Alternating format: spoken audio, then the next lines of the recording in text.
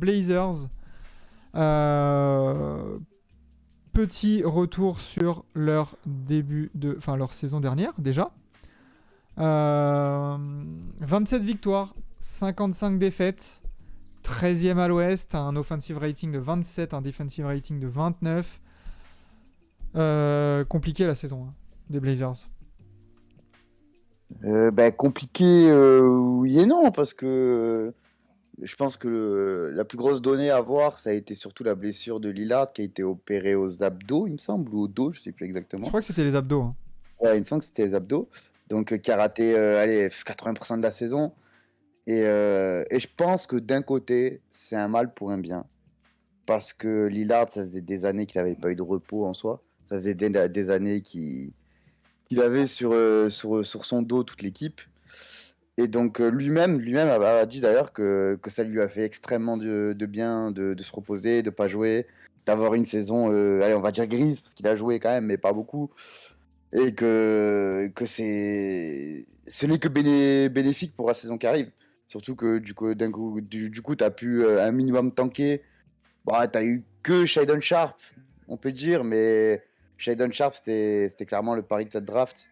Donc ça peut devenir une pièce ajoutée de dingue comme juste un pic de gaspillé, on va dire. Mais sinon, tu perds rien. Tu perds rien parce que même si tu jouais ta saison à fond, tu allais faire quoi le play-in, peut-être une 8e, 7e place. Ouais, c'est Et ça. tu allais te faire sortir au premier tour. Donc ça aurait été un peu des efforts pour rien, j'ai envie de dire. Donc franchement, d'un point de vue productivité, je pense que ça a été une bonne saison Ouais, puis ça a permis aussi pour de développer des jeunes comme Fernie Simons, hein, mine de rien, totalement. qui a touché le Shekos aussi à côté. Mm. Euh, toi, du coup, Quentin, pour la saison des Blazers, qu'est-ce que tu retiens là de ce qu'on voit, des chiffres, que ce soit l'évolution quand même, on a vu qu'ils n'ont pas dépassé la 9e place hein, quand même. Euh, Qu'est-ce que t'en penses toi? Bah, moi, après, je suis un peu d'accord avec ce qu'Enzo il a dit, tu vois, ça leur a fait du bien, je pense aussi, surtout à Lillard, de se reposer un peu. De toute façon, on a vu, là, je regarde les defensive ratings, ils ont le même que la saison d'avant, donc bon, là-dessus, il n'y a pas de changement. Ensuite, ouais, comme vous avez dit, Anthony Simons, on a vu une très belle progression.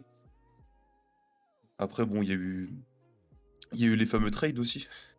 Oui, bah ça, on y reviendra peut-être, hein, mais c'est vrai qu'Anthony Simons, grosse progression, et comme j'ai senti que tu étais un peu dubitatif, bah, je pense que c'est le syndrome Booker. Ouais, t'as bien performé, mais dans une équipe qui a terminé 13e, quoi. Bah voilà. Est-ce que ça va se traduire après dans une équipe qui gagne? Je sais pas, quoi. Bah, on espère, parce que bon, sans patate, c'est ça? Oui, je Sur crois que 4 c'est ans. 25 sur 4 hein, qu'il a pris.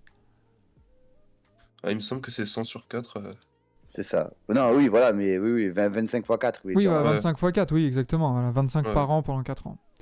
Euh, Bah très bien, écoutez les gars, je crois qu'il n'y a rien à dire de plus. J'ai contacté quand même en privé Monsieur Dame Time pour savoir ce qu'il faisait, hein. Premier retardataire.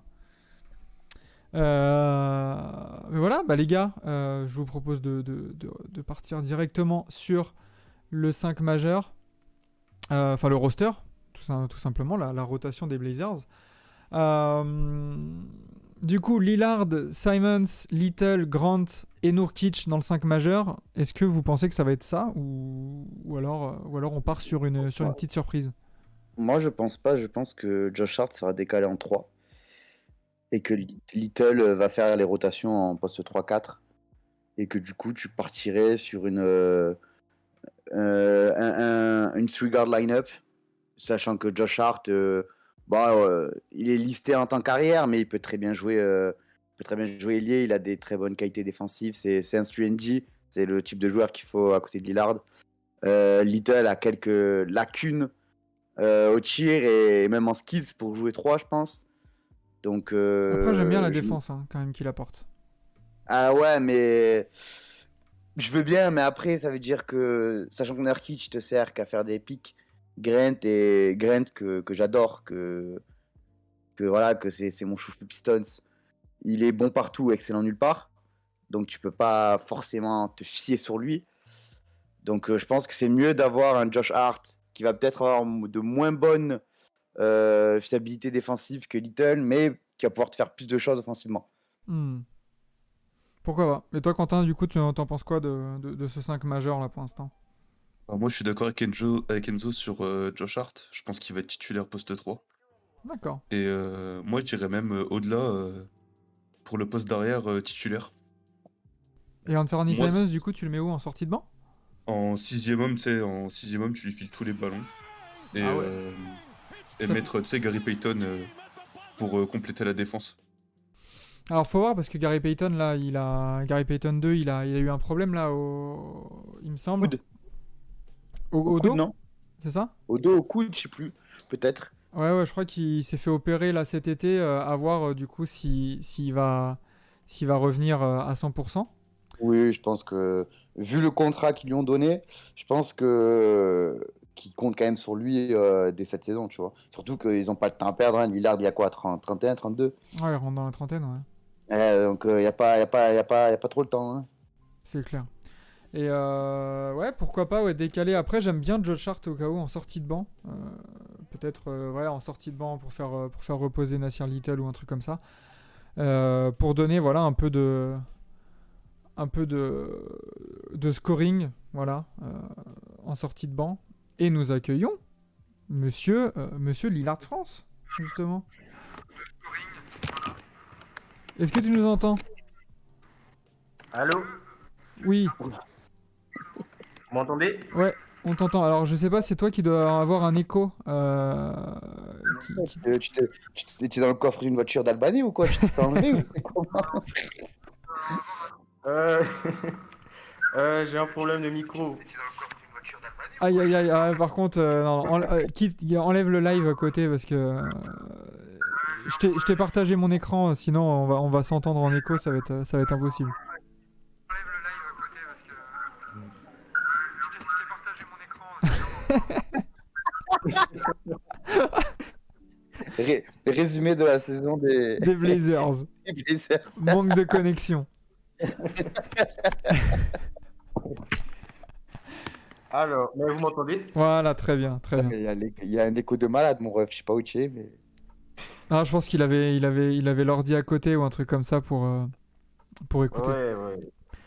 Mais du coup, est-ce que tu arrives à voir là ce que j'ai partagé là sur le Discord? Non, je vois rien pour le moment. Ah, du coup, on faisait une review voilà, de la rotation un peu, et on avait une question, on se posait des questions sur le statut de Josh Hart, notamment. Toi, où est-ce que tu le vois dans la rotation des Blazers l'année prochaine? Que ça soit on avait quoi? Titulaire poste 3, moi je pensais plutôt en sixième homme ou en sortie de banc. Toi, c'est quoi ton avis là-dessus? Alors, pour Josh Hart, moi, perso, je préfère en poste 2, tu vois, parce que Lillard plus Josh Hart, tu vois, ça fait un bas-court semi-défensif, tu vois, parce que enfin, Lillard, on connaît tous ses capacités en défense. Et mettre Anferny poste 2, si Anferny il passe poste 2, alors Josh Hart il va forcément passer poste 3 alors que ça, ça va manquer de défense un peu. Donc après, je sais pas comment Billups il va gérer ça, mais je pense plus que Josh Hart va passer poste 2. Et du coup, en backup d'Anthony Simons. Anferny Simons, alors moi perso, je pense il peut être sixième homme, tu vois. Parce que, enfin, il a des qualités de playmaker, c'est un bon scoreur, donc, tu vois, je le mets plus sixième homme avec Gary Payton. Tu vois ce que je D'accord. veux dire? Tu fais cette rotation-là.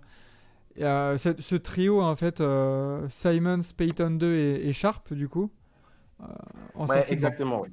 Mais Charles, je pense pas qu'il va avoir beaucoup de temps de jeu, tu vois, parce que, enfin, on n'a pas encore. Enfin, il y a beaucoup de questions. Il n'a pas joué la Summer League, il n'a pas joué la NCAA et tout ça. Ouais, il est blessé, hein. Euh, Comment? Il est blessé, là, non? Ouais, mais il va revenir jusqu'en début de saison. Ouais, il y a pas mal Donc je pense d'interrogations. que peut-être que Billups va, va le faire jouer contre peut-être les petites équipes, tout ça, pour voir un peu le potentiel. Et si peut-être il a le niveau, il peut passer poste 2 avec Anthony Simons parce que lui, il est pas mal en défense aussi, d'après ce que j'ai vu. Bon, il peut faire les efforts, hein, je pense. Hein. Ouais, il peut faire des efforts, ouais. Après, Mais je veux. après, pour Vas-y, vas-y. Anthony, je pense pas qu'il va passer poste 2 parce que ça serait quand même faible en défense avec Lillard. Donc, je le vois plus sixième homme. Ok. Si je peux faire mon rabat-joie, ça m'étonnerait grandement que Sharp soit titulaire arrière, sachant qu'il a jamais joué en plus haut que lycée, quoi. Ça m'étonnerait vraiment, Ah non, vraiment non, fort. non. Ça, c'est sûr. Ouais. Ça, c'est Donc, sûr, ouais, c'est sûr. et tu me parlais d'une faiblesse défensive, Lillard Simmons, je la partage évidemment, mais avoir une seconde unit basée sur Sharp Simmons défensivement, c'est bien dégueulasse aussi. Hein, donc, Hmm. tu perds un peu trop d'un potentiel combo guard Simmons-Lillard, sachant que du coup, ça permettrait à Lillard de jouer off-ball et pouvoir avoir Ouais. des tirs en catch and shoot. Alors que si tu mets Lillard Payton ou Lillard Hart ou un truc comme ça, ok, peut-être que défensivement tu seras mieux, mais offensivement tu te fais fumer un peu parce que sur ta ligne arrière, si tu fais du coup, si c'est Hart ou c'est Hart en arrière, Little en ailier, concrètement tu bloques Lillard, tu as toute ta ligne arrière qui est figée offensivement et tu as juste à un peu couvrir Grant et c'est tout, tu vois. Donc ça m'étonnerait quand même et je trouve que ça serait du gâchis. Bah, Ah, bon, mais après, faut pas sous-estimer Josh Hart, hein, parce que, enfin, à ses débuts chez Blazers, il tournait quand même à 24 points de moyenne, si je raconte pas de bêtises. Oui, bien sûr, bien sûr. Donc, c'est quand même important ce qu'il peut apporter offensivement. Après, je pense que tu n'as pas tort parce que un backcourt Lillard-Anferny, franchement, offensivement, c'est fort quand même. Mais défensivement, derrière, c'est chaud parce que c'est un peu un remake de Lillard-McCollum, si tu vois ce que je veux dire. hmm. Ouais, c'est Donc, pour ça qu'au pour début, moi, Non, non, je trouve vraiment pas. Je trouve vraiment pas que son papier soit un remake parce que McCollum et Simmons sont vraiment. Ok, défensivement, ils ont des lacunes tous les deux, mais offensivement, c'est pas les mêmes joueurs. ouais, exactement. McCollum n'avait pas la capacité à porter la balle, à faire du jeu, à permettre à Lillard de jouer autant off-ball que ce que Simmons peut, tu vois. Donc c'est assez Ouais, différent. exactement. C'est pas les mêmes. C'est pas les mêmes possibilités en attaque, ça sera sûrement pas les mêmes systèmes également. Simmons, ça a l'air plus complet offensivement que McCollum l'était à cet âge-là. Et Ouais. c'est pour ça que pour moi, un backcourt Simmons-Lillard, ça a trop de potentiel offensif pour s'en priver, pour des lacunes défensives, que concrètement, Jeremy Grant est venu combler aussi en rejoignant le roster, tu vois.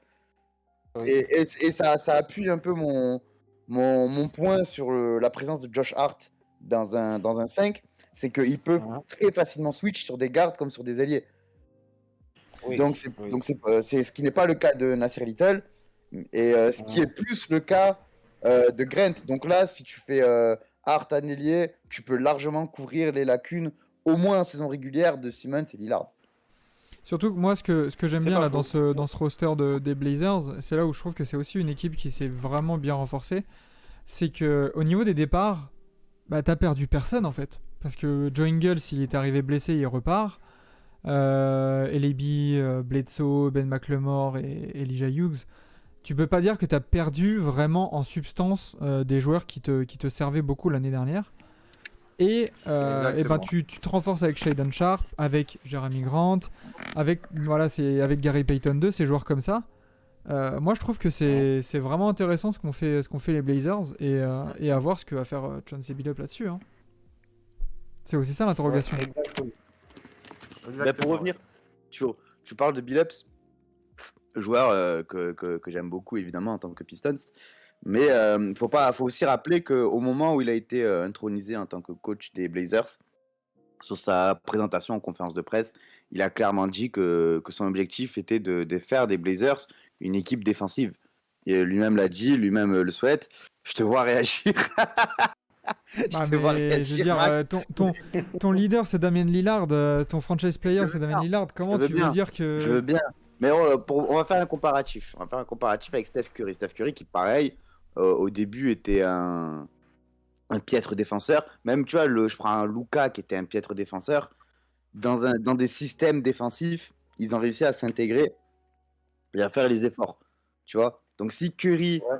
et Doncic l'ont fait, je vois pas en quoi Lillard pourrait pas le faire. Ouais, mais Faut aussi après, faut aussi rappeler. oui. Bien sûr, mais il faut aussi rappeler que défensivement, Lillard n'a jamais eu une grande équipe à côté de lui. Il faut Mm. aussi le rappeler, tu vois. Exact. Le meilleur défenseur qu'il ait eu à côté de lui, c'est Covington. Genre, j'adore Covington, c'est un Suenjit Pas faux. extrêmement sous-coté, mais ça reste le meilleur défenseur que Lillard ait eu à côté de lui. Là, concrètement, tu n'as pas de grand nom défensif, ça c'est sûr. Mis à part aller Exact. Payton, mis à part Payton à la rigueur, mais du Little, du Grant, du Payton, du Hart, même tu vois, même du Johnson, tu vois, Johnson ça peut faire le taf aussi défensivement avec son gabarit. Ça reste bon, tu peux intégrer un truc. Le point faible, je pense, qui devra être revu cette saison, soit via des via des trades ou peut-être même par la chasse aux free agent, ça va être au poste de pivot. T'as aucun défenseur. C'est là que c'est compliqué, ouais. Nurkic peut faire certains efforts, mais c'est pas un spécialiste, Ouais. quoi. Nurkic, il fait comme à l'Euro. Ça va. Mais mon pote, les règles FIBA, ça n'a rien à voir. Un Ouais, non, mais défenseur, oui. un défenseur en FIBA, il peut rester autant de temps qu'il veut dans sa raquette, hein, tu vois. Il n'est pas Ouais, je obligé sais. de. Il Je est pas, sais, il est mais pas c'est obligé plus. de. Tu sais, des fois, Nurkic, j'ai l'impression il a pas envie, tu vois. Il est lent aussi, hein, faut rappeler. Il est très très peu mobile. Il est assez lent. C'est compliqué pour lui, hein, c'est vraiment compliqué. C'est un très bon joueur depuis pick and roll en attaque, ça y a pas de souci. C'est c'est le meilleur pote de Lillard. Ce qui est important quand même quand tu veux construire une équipe autour d'une superstar qui sont entourés de ses potes, c'est cool pour lui. Mais après, défensivement, allez, on va s'imaginer que les Blazers aillent en playoff. Tu tombes sur les Suns, tu tombes sur Les Nuggets. Bah, ça, c'est autre chose, après. non, pas les Nuggets, les Nuggets, je m'en fous je te parle de joueurs. Non, mais je te parle de joueurs qui vont pouvoir jouer des mismatchs en ISO. Comme ça va être le cas avec Booker, comme ça va être le cas avec Curry, comme ça va Ouais, être je le pensais cas que tu avec parlais Luka. au poste 5. Non, au poste, franchement, il peut faire le taf. Nurkic, surtout qu'au rebond, il est présent. Mais moi, c'est là où j'ai peur, c'est quand il va devoir étirer le jeu défensivement, pardon, et qu'il se fera bouffer. Ouais, ouais. Plus dans le switch, dans la défense sur les switches, quoi. Exactement. Ouais, ok. Hmm. Eh bien, messieurs, bah, sur ce point, on a été plutôt complet. Faut voir du coup ce que va donner Chauncey Billups avec cette équipe défensive. Ouais, Grant est là pour ça, apporter un peu de défense, nous dit Enzo, dans la raquette, mais il va pas pouvoir non plus démultiplier, hein, Jeremy Mais Grant. pas que Hein. dans la raquette, hein. Jeremy Grant, c'est un très très bon défenseur, dedans comme à l'extérieur. Hein. Oui, Il y a oui, aucun mais il pourra pas règle. combler toutes les lacunes de tout le monde, tu vois. Enfin, Bien sûr, ça oui, c'est là. évidemment, ça on est d'accord. Messieurs, je vous propose de passer justement à la petite question, à la grosse question justement. Du coup, Lillard France. Question de la mort. Voilà. Ah non, chez nous, c'est la Ah grosse non. question. Attention. Ah la grosse. Ah, Voilà. on n'est pas à Burger Quiz ici. Non, non, non, pas du tout. Du coup, la grosse question, les Blazers 22-23, sont-ils les meilleurs qu'a eu Damian Lillard? Exactement, exactement. Parce que, enfin, pour répondre à la question, déjà en 10 saisons, bon, enfin 9 saisons que Lillard a passé en NBA, c'est littéralement la meilleure équipe défensive qu'on a eue sur papier. Parce que enfin, là, tu récupères un Jeremy Grant pour presque rien, un pic de second tour, et ensuite tu as Gary Payton, Gary Payton 2 qui est champion NBA avec les Warriors et qui a un niveau exceptionnel en défense. Et tu as aussi un bon 3D qui est Josh Hart et il y a aussi Nasir Little. Donc franchement, c'est une très bonne équipe défensive. Et tu as aussi Anthony Simons qui, heureusement pour nous, s'est révélé au grand jour suite à la blessure de Lillard. Donc tu sais ce que le gars il peut apporter quand tu vois ses statistiques en catch and shoot à 3 points. Il a des stats à 3 points de, je crois, 50% et 54% en catch and shoot. Donc franchement, pour moi, c'est une très bonne équipe que Lillard a depuis peut-être, je sais pas, la Marcus Aldridge et tout ça. Ouais, Et je suis quand tu enfin, vois, peut-être pas, c'est ce qu'on disait Comment? peut-être avant, au niveau, peut-être pas au niveau du talent, mais en termes de cohérence et d'équilibre, peut-être, en fait. Oui, exactement. Et déjà, quand tu vois par exemple notre saison 2019, tu vois qu'on a fait finale de conférence euh, en étant l'une des pires défenses de la ligue quand Ouais, c'est même. ce que nous disait Rod, hein, Et ils ont déjà fait une finale de conf. Ouais, mais les résultats en soi, enfin déjà, t'as eu un Lillard stratosphérique, mais je sais pas. oui, Moi, je trouve que c'est plutôt pas mal. Hein. Je sais pas ce que t'en penses, toi, Enzo, ou même Quentin. Vas-y, Quentin, je te laisse répondre. Non, bah, c'est sûr que je vais prendre les dernières années en exemple. C'est sûr qu'au niveau de la défense, ouais, c'est un gros step-up, quoi. Donc, ouais, c'est peut-être les meilleurs Blazers qu'il ait eu en tant que franchise player, ouais. Ouais, pourquoi? exactement. Donc, on va me dire que c'était une anomalie cette finale de conf. Bah, nous dit Rod dans le chat. Non, mais. Ah. Ben, Eh, si je peux répondre. vas-y. Quand on prend on va dire le meilleur résultat qu'il y a eu, c'est-à-dire en 2019 quand ils vont en finale de conf, t'as quand même du Alfaro Camino qui est je pense, un des joueurs les plus sous-cotés en termes de soldats et en termes de role-player qu'il puisse avoir dans la ligue, qui était un très C'est bon vrai. Mm. joueur défensivement, qui avait du QI basket, qui pouvait voilà, faire les extra passes qu'on pouvait, enfin qui devait. T'avais un Seth Curry aussi, qui est pas à sous-estimer. Tu avais Meyers Leonard aussi en début de carrière qui je trouve, fitait extrêmement bien dans le système Blazers. Du shoot, du rebond. Ok, il y avait une défense catastrophique, c'était sûr, mais offensivement, tu avais même du Gary Trent, tu avais du Evan Turner, tu avais du Hood. Donc, t'avais vraiment des armes offensives en fait. Tu avais des armes offensives, des gars qui savaient shooter, des gars qui savaient jouer basket. Donc, je pense que c'est un peu ce qu'il faut autour de Lillard, des gars avec du QI, des gars qui savent faire les choses quand il faut. Et la reproche que j'ai à faire à cette équipe 2022-2023, c'est que ils sont très très inexpérimentés. Tu vois, tu as Grant qui apparaît comme le deuxième meilleur joueur de l'équipe, qui a qui a jamais, je crois, il a jamais starté un match de playoff, il me semble, si je dis pas de bêtises. Ouais, Je ouais. sais à Denver, il était remplaçant et il a été assez décevant lorsqu'il jouait en playoff. Tu avais McCollum. Non, excuse-moi, je m'embrouille. Tu as Sharp qui a jamais joué au lycée. Anthony Simmons qui, pareil, il n'a pas de match référence à haut niveau. Donc j'ai un peu peur sur ça. Josh Hart, pareil, qui a aucun match de référence à haut niveau. Donc j'ai un peu peur de ça. J'ai un peu peur de cette inexpérience qui ne fit pas avec Lillard quand on voit la timeline, quand on voit les objectifs à court et moyen terme. Donc c'est le grand point d'interrogation de cette année. Et on va voir comment ça va se passer. Hein. Écoute. Bah, après, pour moi déjà avec cet effectif, on est loin d'un Lillard par exemple, qu'est-ce que je raconte? Tu vois, par exemple, dans la saison 2019 où on va en finale de conf, Lillard, il tourne à 30 points de moyenne quand même. Et avec cet effectif, tu as quand même Jeremy Grant et Anthony Simons et Josh Hart. Donc, je me dis quand même, avec ces atouts offensifs, on est quand même un peu loin de cette époque où on a besoin que Lillard fasse un match à 40 points, 50 points pour être sûr qu'on va gagner. Et ensuite, tu as le niveau de la défense.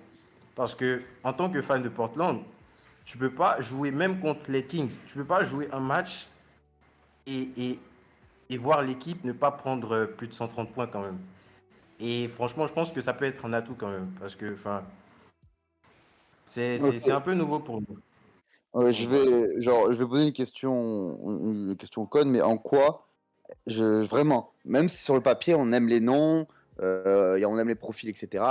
On aime spéculer sur tel joueur peut faire quoi, etc. Mais concrètement, sur le papier, en quoi, offensivement, l'équipe 2022-2023 est meilleure que l'équipe 2018-2019? Non, mais c'est pour ça que j'ai pas dit Euh, forcément. Je disais pas forcément en termes de talent, mais en termes de cohérence et d'équilibre. Peut-être que c'est. Oui, c'est pour répondre à Lillard France qui disait qu'il y avait Ouais. plus de moyens cette année. Qui est Alors, plus vers pour moins répondre à ta dépendant de Lillard, question, peut-être? euh, allô? Ouais, Oui. ouais, vas-y. Oui, pour répondre à ta question, tu vois, par exemple, tu as McCollum pendant la saison 2018-2019 qui était deuxième option. Et maintenant, tu as Anthony Simons qui est déjà meilleur, qui a un meilleur jeu off-ball et qui a quand même de meilleures stats à 3 points sur le temps qu'il a joué en fin de saison dernière. Il tourne quand même à 50% à 3 points et à 53% à catch and shoot, si je ne raconte pas de bêtises. Ensuite, tu as Lillard Il tourne à qui... 40% à 3 points. Comment? Il tourne à 40% à 3 points, Anthony Simmons, sachant que sur la saison 2019, McCollum, c'est 37% à 3 points. Pour 21 points par match, avec Lillard à côté de lui. Donc, j'adore Anthony Simmons, mais je vois pas en quoi le Anthony Simmons actuel serait plus fort que le McCollum 2019. Oui, oui, oui. En fait, je parle des stats, des stats catch and shoot. Tu vois, par exemple, en catch and shoot, il tourne à 51,6%. Et sur le corner, il tourne à 57% quand même.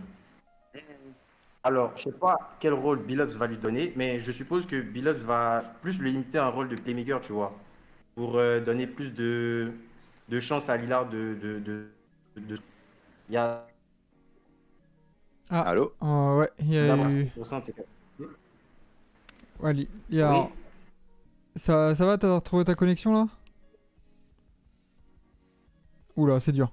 Petit passage sur le chat du coup. Lillard, en plus, faut qu'il retrouve son meilleur niveau et c'est pas dit. De ouf. C'est vrai aussi, hein, va falloir voir comment il revient après une si longue absence.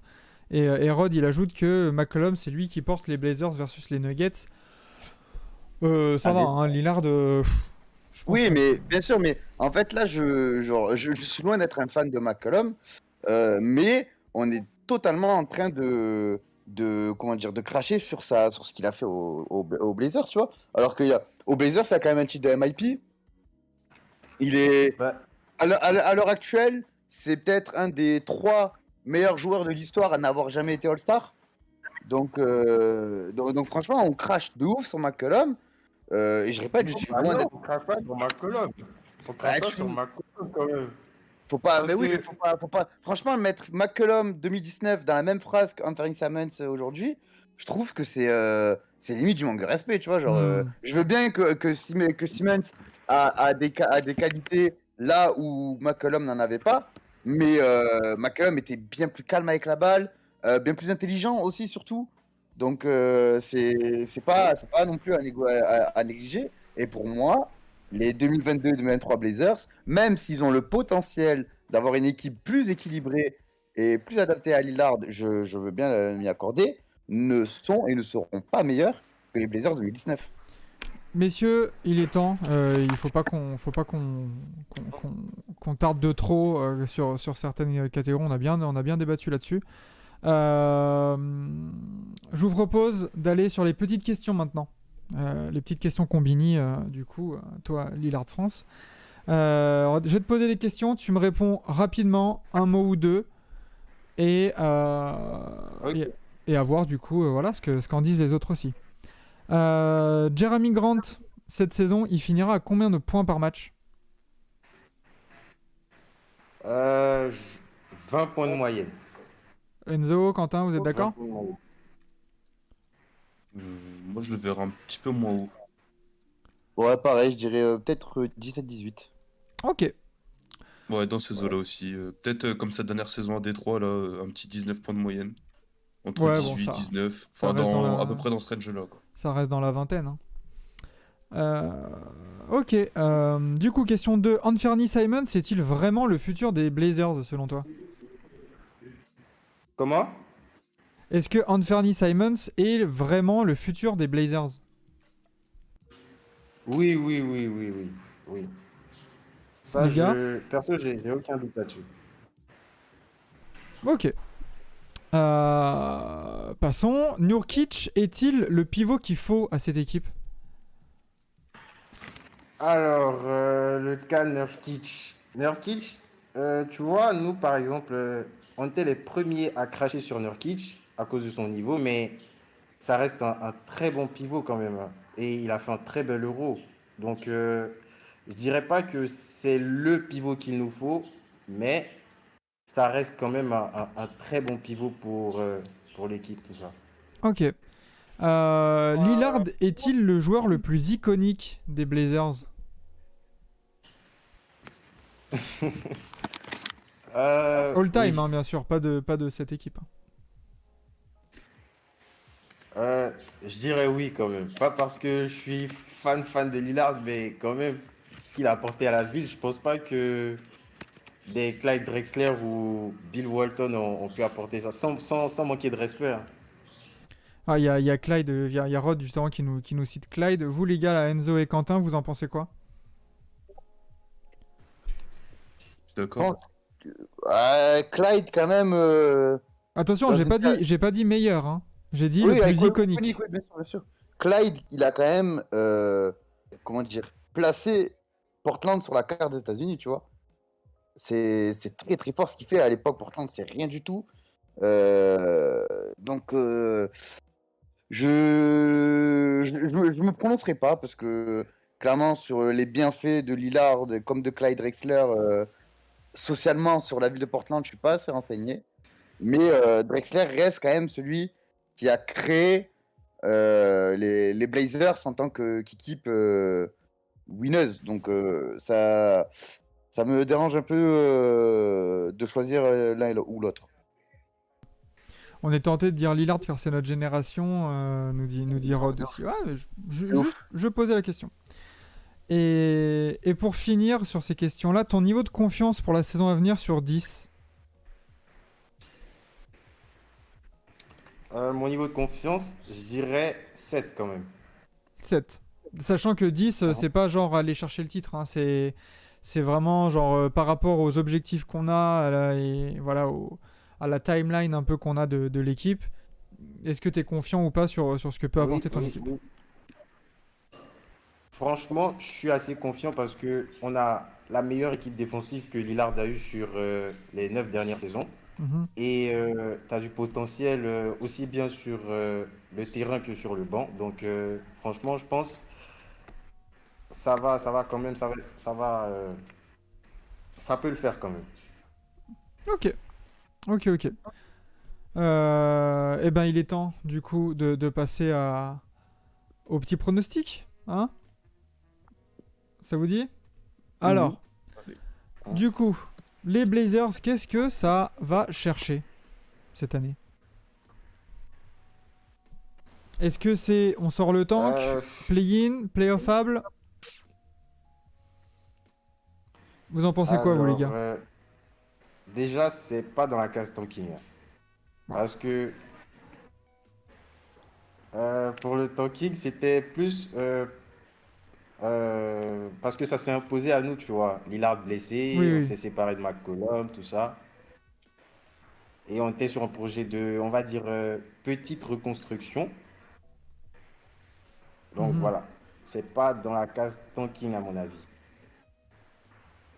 Du coup, vous, les gars, là, vous la mettez où? Tu la mets où, toi, du coup, Lillard France, là? Ton équipe? Je dirais quand même, euh, ah c'est dur un peu. Ah, bah ouais, hein. Parce que Faut se mouiller. Hein. déjà en fait, à première vue, playoffable, tu vois. Mais vu que on n'a jamais vu l'équipe jouer sur le terrain, la chimie, tout ça, on va dire objectif play. Ouais. Objectivement, hein, je parle objectivement. Ah, je Mais comprends. Hein. sinon, je te dirais playoffable. Après, c'est vrai qu'il faut Sinon, pas je te oublier qu'on est dirais à l'ouest. playoff. Hein. Oui, exactement. Tu vois, quand tu vois l'adversité, tout ça, je me dis quand même, ça joue minimum play-in, quand même. Ouais. Vous êtes d'accord avec ça, vous, Enzo et Quentin? Yes, bien sûr, bien sûr. Ouais, j'aimerais les mettre playoffables, mais l'adversité fait que ça serait compliqué de se prétendre playoffable Oui, oui, vu les cadors qu'il y a à côté, tu vois. Hmm. Ouais, exactement. je comprends. J'avoue que j'hésite aussi. Ah, moi, je trouve que objectif play-in, un peu comme les Kings, hein, c'est dans le process. C'est voilà, étape par étape. Faut pas aller trop vite pour l'instant. Tu vois, quand on regarde les équipes qu'il y a déjà dans la catégorie playoffable, c'est des collectifs plus aboutis déjà. je trouve.